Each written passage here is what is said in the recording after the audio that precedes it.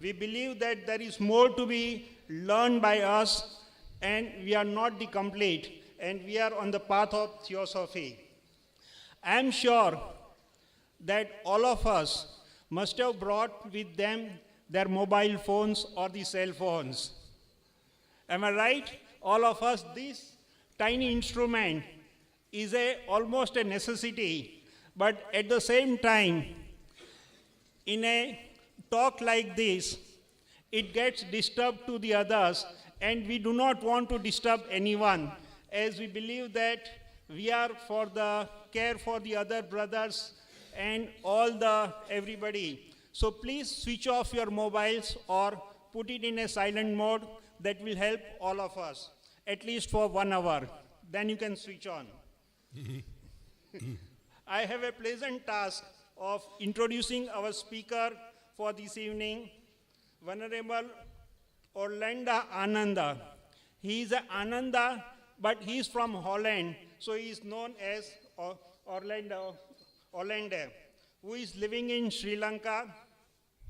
His physical journey in this life has begun in January 1948 in Netherlands.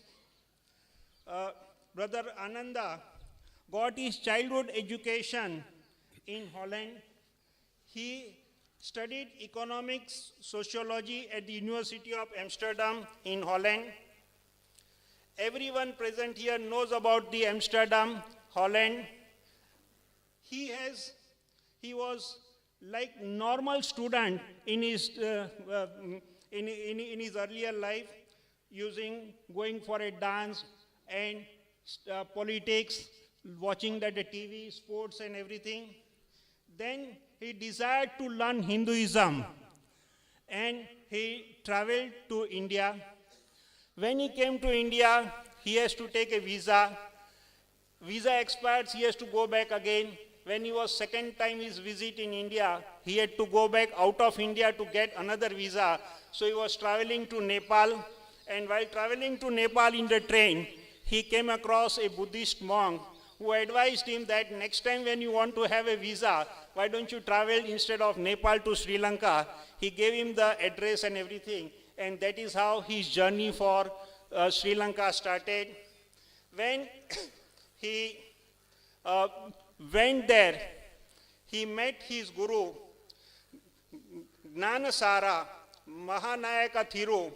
Under his discipleship, he has learned the Buddhism, and his guru passed away in the last year in 2017 at the age of 102 years.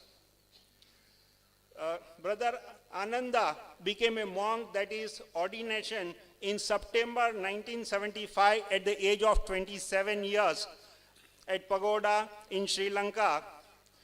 He went to an higher ordination in 23 months later in August 1977 at Sapugula in Sri Lanka.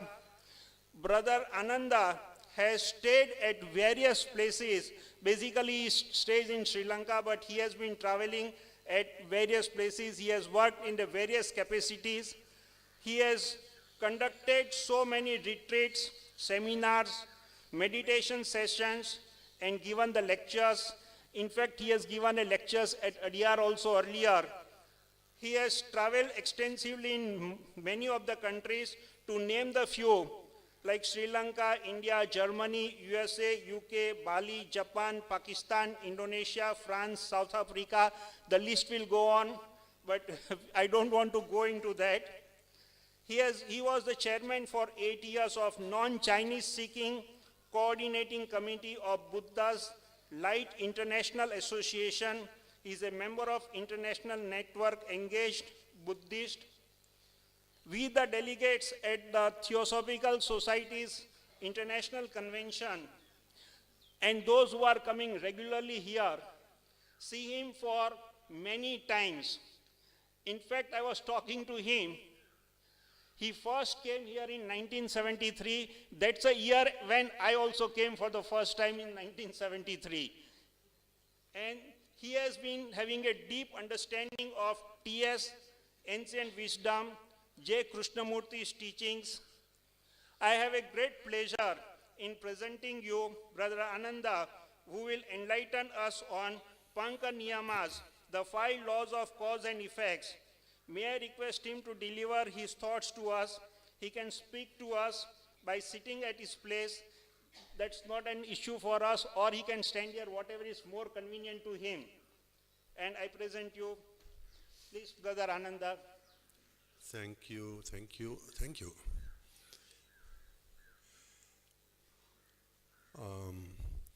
Dear President Tim G. and your dear wife, and also the other members of the Theosophical Society board of, who are living here, International Secretary, etc., etc. Also all the members who are here, the delegates, visitors also, and viewers around the world. For the first time, I think, is that these proceedings can be seen live through the high-tech streaming. So welcome to everyone. I would like to commence with a traditional chant which is inviting the devas to participate in our lecture or talk or whatever we want to call it, being together here. Samanta Chakravalesu Atra Gachantu Devata Saddhammang Munirajassa Sunantu Saggamokkadang Dhamma Savana Kalo Ayang Badanta Dhamma Savana Kalo Ayang Badanta Dhamma Savana Kalo Ayang Badanta.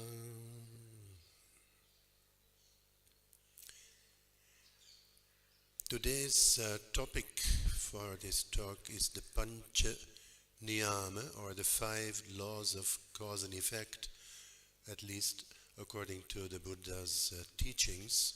So let me first enumerate these 5 laws of cause and effect one by one, and then go into them afterwards in more detail. So we have what is called the Bija Niyama, which means the law of the seed. Our Indian friends know the word bija, meaning seed. Uttu Niyama, the law of the climate or environment. Kamma Niyama, the law of karma. Chitta Niyama, the law of the mind. Dhamma Niyama, the laws of nature. So these 5 are mentioned separately, but actually they are influencing each other. They're interactive, but for clarity's sake, they are mentioned separately. And we'll look at them one by one and then see how these teachers can be seen as influencing our daily lives, and how perhaps we can change them or even transcend them, if at all. So the first one, Bija Niyama, the law of the seed, has to do with our biological inheritance, you could call it. What you inherit from your great-grandparents, grandparents, parents, etc. You know, the seed that comes down this lineage, and that makes us look in a particular way. Sometimes we look like our grandfather or grandmother, or maybe we inherit certain diseases also from them, like diabetes, for instance. And in the human life this is the case, but also in the animal kingdom, of course, these lines of inheritance in the physical world go down in a similar way. So not only mammals, but also insects, etc. So sometimes the insects may look like their father or mother. We can't tell the difference, but still, maybe they do. Um, and this also happens in other kind of spheres, and mainly let's focus on the human world. That is, the seed of our parents has a great influence of what we are, physically at least. And then it also happens in the kingdom of the trees, for instance, the fruits. If you take the seed of a mango, let's say you have a mango seed, and you put it into the ground, and you give it enough water and sunlight and different kinds of nourishment, then after some time, a mango tree will come out, not a banana or a citrus fruit, most likely, unless, of course, a certain miracle happens. There are exceptions to the rule. Like in the case of Sai Baba, who had a tree with 5 different fruits on one tree. But normally, the law of the seed goes like this. If you have a mango seed, you get a mango tree. That means the mango tree is already basically there in the seed. So this goes for all the living organisms. Then we have the Niyama, or the law of the environment or the climate. Now, environment, kindly switch off your phones, don't... yes, thank you. So the law of the climate means the influence actually not only of the physical climate, like whether we live in a cold climate, like Alaska or someplace, or Finland, or maybe in a tropical climate like Sri Lanka, but also the type of climate that is there socially. Socially, we grow up with certain peer groups and environment that is sometimes conducive to our upbringing and sometimes not so conducive to the upbringing. So the influence of friends and teachers, neighbors, neighborhoods, countries, that is all part of the climatic influences that we are experiencing in our lives. It has a great influence. Sometimes not only the social but also the economic climate. Certain countries, you may have a lot of chances to get ahead, so to speak, economically. You can achieve things by making an effort and have a chance to become, affluent or something like that. And in some countries, you don't have that. In certain countries, there's no chance to do any business or make money or, no free choice at all. So that is the, let's say, the political climate also, not only the economic and the social, but the political climate also influences us. If you are born in a dictatorial country, for instance, you have very little chance of going ahead, unless you're really strong and very skillful, but otherwise that climate doesn't lead to much growth, sometimes also spiritually, of ourselves, if we grow up in such a climate. So the Niyama, or the law of the climate and the environment, is very strong influence that we are either enjoying or suffering under. Then we have what is called the Kamma Niyama, or the law of karma. Now, just as we have in the Bija Niyama, the inheritance that we have from the seed and the biological influence from our parents and grandparents, here the karma is basically our own. The influence of karma that we have sown in the past. For instance, in the previous life, or the life before that, or many, many lifetimes, and also in this lifetime, we are still creating karma and also reaping the results of previous karma. So karma is a very complex law, which is very difficult to understand, and most of us don't even know what we did in this lifetime. Or do you remember what you had for breakfast on the 13th of October, for instance? Most of people don't know, unless you have cornflakes every day, of course, but something. But if you have a choice, then the kind of activities that we do, if they are just mechanical activities, they may not be karmic activities. But if they are accompanied by intention, then it becomes a karmic activity. The Buddha said, Chetana hang bhikkave kammang vadami. That means chetana means intention. It is the intention which determines what kind of karma you create. And those intentions are classified in different ways, like skillful intentions and unskillful intentions. Skillful ones are those who lead to liberation, for instance, and to the good of yourself and of others. And unskillful intentions are those which are leading to suffering of oneself and of others. For instance, greed, hatred, jealousy, and things like that. In the other way, skillful ones are based on generosity, loving kindness, compassion, wisdom, and good qualities like that. So, karma is a very complex thing because not only one cause leads to an effect, but many causes can lead to a complex effect, and that effect again becomes a cause for a next effect. So if we cannot even remember what we did in this life, let alone what we did in previous lives, not only 1, 5 or 10, there must have been hundreds or thousands of previous lives. Therefore, the Buddha calls karma an achinteya, which means an unthinkable.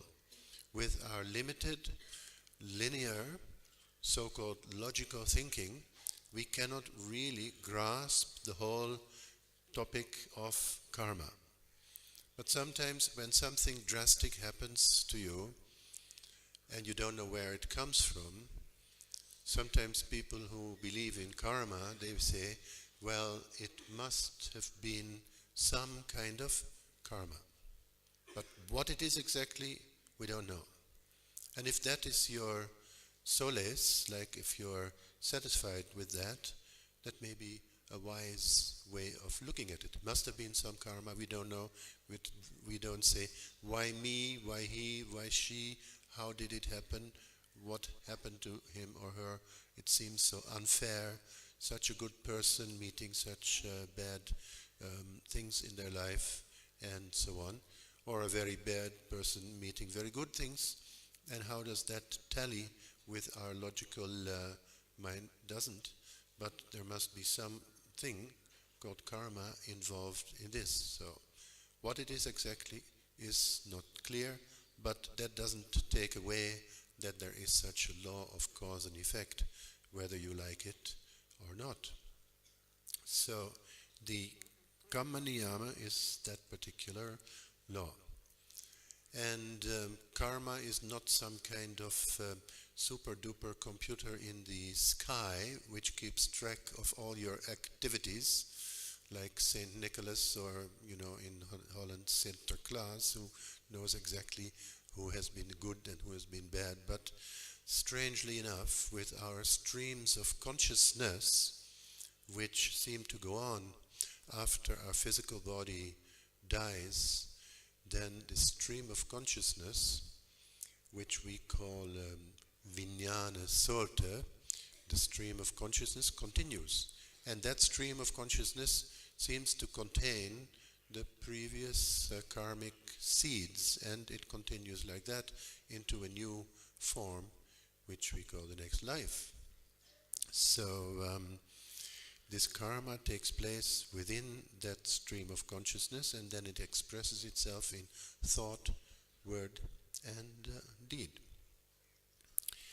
So next to this, these first three, bija, utu and chitta, that is the seed, the environment and the karma, we have a thing called chitta niyama, or the law of the mind. Now as human beings, we claim at least that we are more advanced than animals in the sense that we have minds, we have consciousness, we can make decisions, we can do something or not do it, or we can do something in a different way. We can think about something which maybe most animals cannot do. So in the evolution maybe of species, human beings are supposed to be higher evolved. Not that they are better than animals, you see. Some animals may be better than some human beings. But the chitta is something, the mind is something that distinguishes us from most other species. So, fortunately or unfortunately, we have this to make decisions, and then of course it depends on what kind of decision one makes. Now, the Buddha, after his enlightenment when he was 35 years old under the Bodhi tree in Bodh Gaya, he went over to Varanasi, and in Sarnath, a sort of suburb, you could say, of Varanasi, in the deer park, he gave a speech, his first speech to his 5 companions. And after that, he went back to his palace where he grew up as Prince Siddhartha in a place called Kapilavastu, that is closer to the Nepali border. And there he met his little son, Rahula, and gave him some advice on how to decide what is good and what is bad. Basically, which comes in here in Chitta Niyama, also in karma actually. And he said, son, before you say something and before you do something, just reflect briefly on the effect which this might have on the other and or yourself. If it's going to be harmful to the other person and yourself, don't say it, don't do it. Simple like that. If it's going to be harmful to the other person and only good for yourself, refrain from that action or those words, because it's going to harm the other person. And if it's going to be good for yourself and good for the other person, then go ahead, just do it, or just say it, because it will be good for both. And if it's going to be good for the other person, but a little bit hard for yourself, you can still consider to say it and to do it, maybe with some difficulty, but as a kind of help for the other person. What we call a kind of paramita, a good kind of quality. So in that way, you can choose, to express this thought takes about a minute or two, but when you take a deep breath and you only think, is this going to harm the other person? And then you know it. And then you either do it or you don't do it. That's quite simple. And that is actually a kind of observance of a lot of what is called ethical rules, sila in Buddhism and also in other kind of yama, niyama type of teachings. Is it good for oneself and the other? Go ahead. If it's not, don't do it. And then there is another kind of law which we call Dhamma Niyama. In the Pali language, Dhamma, in Sanskrit and Hindi, Dharma. And most Western countries have chosen for Dharma. Now, Dharma has different meanings. When we say Buddha, Dharma, and Sangha, for instance, Buddha, his teachings, and the Sangha, the monks and nuns, then it's not the same meaning. But Dhamma here means the law of nature, the natural laws. Like, for instance, the influence of the sun and the moon, the stars and the planets on life on Earth, on our lives. The planets and the the sun and the moon, the stars, they have a lot of influence on us, even though we may not feel it immediately. And in places like Sri Lanka and India, almost everybody goes, as soon as a child is born, to the astrologer to get what is it called? Horoscope. The horoscope. So, the horoscope is a very important thing in these countries, to see what kind of possibilities and probabilities we may have in our life. That is based on the position of the sun, moon, the stars, the planets, including Rahu and Ketu. We've never seen, but anyway, there are such influences. And very often, if you consult the horoscope after some time when something drastic happens, then you say, hey, yes, it was supposed to happen like that. So, but we think as human beings, especially with this Chitta Niyama, that we as human beings have a free choice. And how far are we free in our choices is yet another question. Our choices are very often based on all the previous factors which already have been determined. Like the past, even though, the past is past, it's gone, and therefore we cannot change it. So all that which comes from the past is also determining the future. But in how far are we free to make our choices? I think in Hinduism there's a simile of a cow which is tied to a pole by a rope, and the cow can only go this far this way and this far that way, but it is actually determined in its freedom by that rope and the pole. So, for instance, if you go to Nadi Grantams, Nadi Grantams, those are books based on the astrology, which were written down long ago, maybe 1,000 years ago, by Agastya, mostly Agastya, Saint Agastya. And then you find that your name and the name of your children may be in that book which was written 1,000 years ago. Whereas we think in the West we go to the town hall and we look in a book to choose a name for our children, and then we give them a name. Or we go in Sri Lanka, people go to the local priest, the Buddhist monk, and ask for a good name for the child. But then that name is already there in those books, so how far are we free in choosing a name or in doing anything? Which doesn't mean, of course, that you have to just sit down or lie down under the mango tree until the ripe mango falls into your mouth, so to speak. We have to do something, and we have to do the right thing at the right time in the right way. It's not like those two boys, they are Boy Scouts, two Boy Scouts, little story to wake you up from your slumber. Two Boy Scouts, they want to do a good deed every day, and they go out, and then in the evening they come together, and they compare notes, and one says, hey, I did a very good deed. Oh, what did you do? This one boy says, I helped an old lady to cross the street. Oh, very good, very good. Then he said, yes, but it took me 45 minutes. Why did it take you so long? Well, she didn't really want to cross the street, you see. So be careful.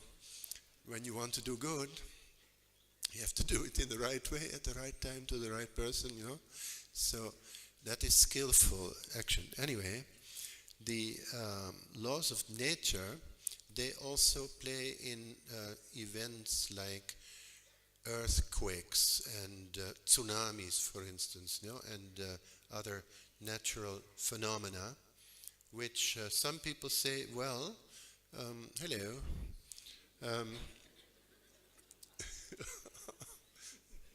very pedantly she's going there. So anyway, the events that happen in the Earth, for instance, and also the influence of like sunspots, for instance, sun flares on the even the economy in the world, and also the events that happen in the world, they are determined by natural kind of events, not so much that we can say everything is our karma. That's why the Buddha has sort of separated these laws, that not everything is bija, not everything is karma, not everything is, this, that, or the other, but these are all interacting with each other, and somehow or other, now of course, if you look at it as a teaching for liberation, then we can say, well, bija, or the seed, is something that is given. We cannot really change that, unless, of course, we are going into genetic engineering. Yes, that is, of course, a change of the course of life, which is now going on, actually, now with the experiments in China also, especially. And anyway, the other kind of things, the past karma and the past influences of the climate, we cannot really change. But what we can change is our own attitude towards the given events, our reactions, for instance. Do we base our actions and reactions on anger, fear, greed, hatred, jealousy, or on something like generosity and loving kindness, compassion, sympathetic joy, equanimity, patience, wisdom, and things like that? If we do that, then sometimes we can actually change the chain of events. In the case of the Buddha, there's a little story. Don't know exactly whether it's true or not, but it is a nice little story where an astrologer who was also a palmist came to the banks of the river Ganges, and near Varanasi, and was following. He said, hey, there's a footstep here which is very extraordinary. This is not just any footstep, let me follow it. And he followed it and found at a certain point a monk looking like a beggar sitting there. But he said, excuse me, could I have a look at your feet? The soles of your feet also have these lines. And then he said, oh, but you should have been king. Then the Buddha, who was sitting there, said, I could have become a king, but I transcended the law of cause and effect. You see? Well, what comes to my mind is actually the scene of after the birth, at the name-giving ceremony of Prince Siddhartha, the astrologer Asita, he was asked about the Buddha's, about Prince Siddhartha's life, and he said, oh, he's going to be a great man, he's going to be a great ruler. And the king, his father, was very happy. He said, but that is if he stays in the palace, but he will not stay in the palace. He will become an enlightened being, a Buddha, which his father didn't quite like, but what to do? So, even in that, the astrologer could see that was going to happen, maybe from his lines in his feet and from his astrological chart. So, anyway, if we can transcend these laws, that is the final goal of our samsaric journey, by understanding them, maybe looking at them, maybe not suppressing them. There are some schools that are trying to suppress our negativities. In the Buddha's summing up of his teachings, he says, Sabba papasa akaranang kusalas upasampada satchitta pariyodapanang etang buddhanusasanang. That means to try to sabba papasa akaran, not to do the unskillful things. That's one thing, which doesn't mean to suppress them, but to let go of them. And then kusalasa upasampada, to try to improve and increase the skillful things, the good things. And satchitta pariyodaparang, to cleanse your mind. That is the teaching of all Buddhas. So it goes. It's a short stanza, which is very often quoted. So, this is more or less what I want to say about this particular topic of Pancha Niyama. But there's something more which I would like to explore, namely Buddhist perspectives on beauty and the field beyond, which I think is the theme also here of this gathering. And also maybe compare some of these expressions of the Buddha's teachings with teachings of, for instance, J. Krishnamurti, some Zen maybe as well. Now, the Buddha has classified truth, which is one of these terms, not truth and beauty. Truth in two different ways. One is sammuti satya, or the relative truth. And another one is called the paramartha satya, which is the transcendental or the absolute truth. So some things are true, but not eternally. They may be existing, but they're changing. So in the relative truth, the beauty may be, for instance, in seeing beautiful objects, hearing beautiful and pleasant sounds, like classical music, Eastern or Western, and the sound of the birds, the ocean, and maybe waterfall, etc.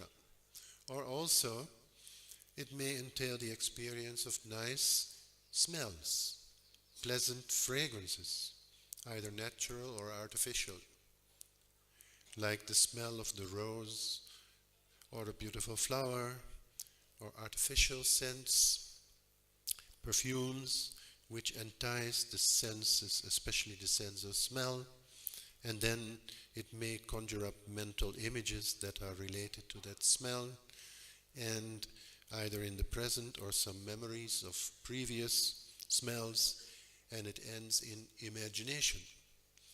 So it may be very pleasant, but it is temporary. Then it could also mean the experience of good food, depending on one's taste, of course, either spicy or bland, sweet, sour or bitter, and a subtle combination of it, vegetarian, vegan or otherwise.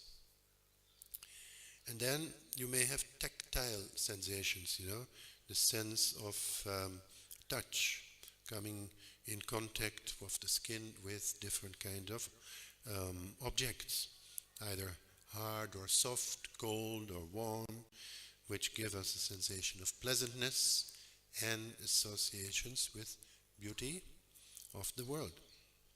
And finally, it could be the contact from within with our own thoughts of beauty, either worldly or philosophical or otherworldly. And then there is a saying that beauty is within the beholder.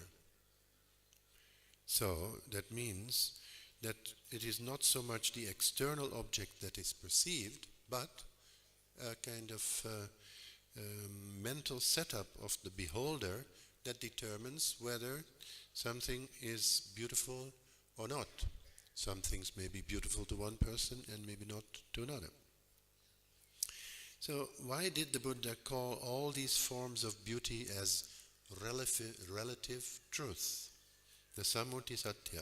Well, because all these things as objects of the eyes, the ears, the nose, the tongue and the body and the mind, they are all conditioned and they are not really able to give us lasting happiness because they are actually worldly pleasures.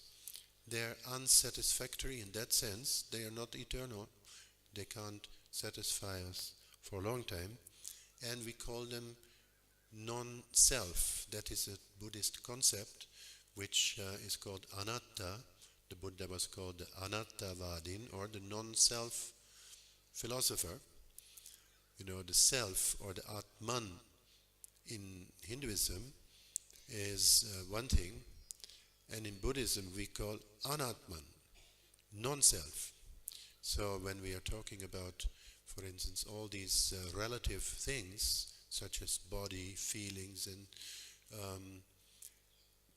what you call thoughts and sounds, etc., they are maybe, and also our own actions. For instance, I am the creator of my own karma, and I am the recipient of the previous karma. The Buddha uses the word atta or atman, the self. But that particular self, he says, is not an eternal, everlasting, unchanging self or soul. That is all changing. Therefore it's called anatta. But the Buddha also said there is something which is called the unconditioned. The unconditioned, or asankata dharma in Sanskrit. Asankata dharma is something which is beyond all these relative things of the senses and all these things which we can see and hear and smell and taste and think. And therefore the Buddha says, because that is there is an escape from the round of rebirths. If that unconditioned something would not be there, then we would just be continuing according to the law of cause and effect endlessly in this round of rebirth. But because there is such a thing as the unconditioned, we can escape from that round of rebirth. Well, if that is your cup of tea, of course, you know, there are others who say, I will postpone my exit of the round of rebirth as long as there are suffering beings. Let me be a bodhisattva and continue rebirth again and again and again, not because I like the samsara so much, but to be able to help other beings, which is a very high and a beautiful aim in Mahayana Buddhism, especially more emphasized than in Theravada Buddhism. So the field of the real truth and beauty really lies beyond and beneath all these objects. And the subjective experience, that field of truth and beauty, is not conditioned by sights and sounds, smells, feelings, or touch, or thoughts. It's rather a realm that is already within oneself. It's not outside oneself, which one can discover. It can be uncovered when one is is sensitive to it. Now I would like to just quote a little poem which is about beauty. It's called The Wayside Flower. There grows a little flower by the way, and sheds its sweetness on the passer-by, and many a tired traveller stays to rest where it is nigh. It grows beside the dusty road of life, and lifts a trustful face to God above. Thrice strong the soul that breathes the sweetness of the flower of love. Then there is a famous author, which you probably know, Erich Fromm, who has talked about psychoanalysis and Zen Buddhism. Now, he thought that the essential point is that psychoanalysis and Zen Buddhism subscribe to the same aim. For the author, the aim of Zen is enlightenment, the immediate, unreflected grasp of reality, without affective contamination and intellectualization, the realization of the relation of myself to the universe. According to Fromm, that was the core of Zen, and he says it is the same of psychoanalysis. Well, I doubt actually whether it is. Psychoanalysis seems to be good for the psychiatrist, basically, the pocket of the psychiatrist. It can take many years to try and analyze, whereas Zen is much more direct, Vipassana is much more direct. Maybe we don't think that much about the problems, but we transcend them basically through meditation and awareness, not so much through linear thinking, until we might come to a moment of, aha, then it's about $10,000 down the road. So anyway, there is psychoanalysis in Zen Buddhism, and there's also Alan Watts. Alan Watts, he was also a great Buddhist in a way. He lived, I think, in Sausalito, across the bay, across the bridge in San Francisco. And he wrote also books on Buddhism together with Erich Fromm as well. And he discussed one particular word here, which is called ta-ta-ta. Now, ta-ta-ta is not like ta-ta-ta, ta-ta-ta-ta, but it is a Sanskrit word which means thusness. It is as it is. And that is apparently the way that an enlightened Buddha sees the things as they really are. Now, unenlightened people don't see the things as they really are. We usually, as unenlightened people, we project something like a permanency onto impermanent things. Things are impermanent, that means they're changing all the time. And then we hope that they will remain the same. So we project that permanency, but then of course we get disappointed because after some time things change. We cannot keep them the way we want. For instance, when the first tooth is falling out, or the hair becomes gray, or something like that, or a situation changes, or one loses a friend or a relative, and things like that. So things they are not really permanent, but we would like to be permanent. And in some cases people say, oh, I know, my body is not permanent, my feelings are not permanent, my thoughts are not permanent, but at least let my consciousness be permanent. And they hope that the consciousness is permanent and lives somewhere forever and ever. Amen. So that also may not be the case. Depends, of course, what consciousness we are talking about. So, but anyway, in the book Buddhism and Psychoanalysis, East and West, written by Erich Fromm and D.T. Suzuki and DeMartino, a Latin American psychologist, it illustrates different approaches of the analytical Western mind and the observant, non-judgmental Oriental mind. In the very beginning of the book, there are two little poems, also called Flower by the Wayside. The first one is by Tennyson, and it said something like, oh, flower by the wayside, I wish I could understand you. Let me take you apart, petal by petal, and then I'll be able to understand you. Typically Western, you see. So, but then the other little haiku type of poem by a Japanese author, it says, oh, flower by the wayside, I saw you and I became one with you. That was it. And strangely enough, this poem I read in a book from friends whom I was visiting in Holland just after having a similar experience. Strangely enough, in Holland there are some hills. I was going up a hill, not a very big one. I was a bit tired. In Hilversum, by the way. So there I stopped, and there was a blooming bush just there where I had my bicycle. And suddenly the time stopped, and space was also like one.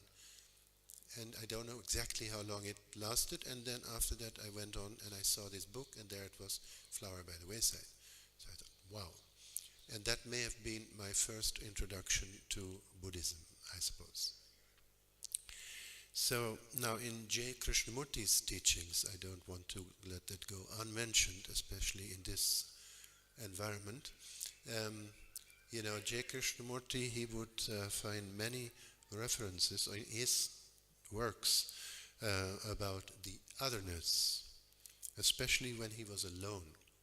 The otherness, that other dimension, it was there and it came unexpectedly when there's no self or ego that expects anything, no center, no circumference. Then he was experiencing something beyond time, basically. And probably this could be the unconditioned state, as we call it, of mind, which is already basically within. You don't really need to go anywhere to find it. You don't need to become anything to go there. And you don't need to do anything special, but just being where you are. Which doesn't mean that you can't become a doctor or a scientist or an architect, not that kind of becoming. But the projection into the future and not being satisfied with what you do, with what you have, with what you are, that when that comes to a halt, Buddha calls it bhava nirodho nibbānam. When bhava, or the process of becoming, comes to a halt, nirodha, that is called nirvana. Now just to close this, I think we have just a little, yes. There is a school of Buddhism which is called the mind-only school of Buddhism. Chittamatra is called. Now the mind-only school of Buddhism says that mind is the only reality and matter is an illusion. So I say, well, when you walk into a wall, you get a certain sensation of reality. Boom, sort of, yeah. Even if you close your eyes, the wall is still there. It doesn't disappear because you have closed your eyes. So I have created a thing called the Nevermind School of Buddhism. And it goes like this. Mind is mind, matter is matter. Mind is not matter, and matter is not mind. Mind does not matter, and matter does not mind. So never mind, it doesn't matter. Thank you.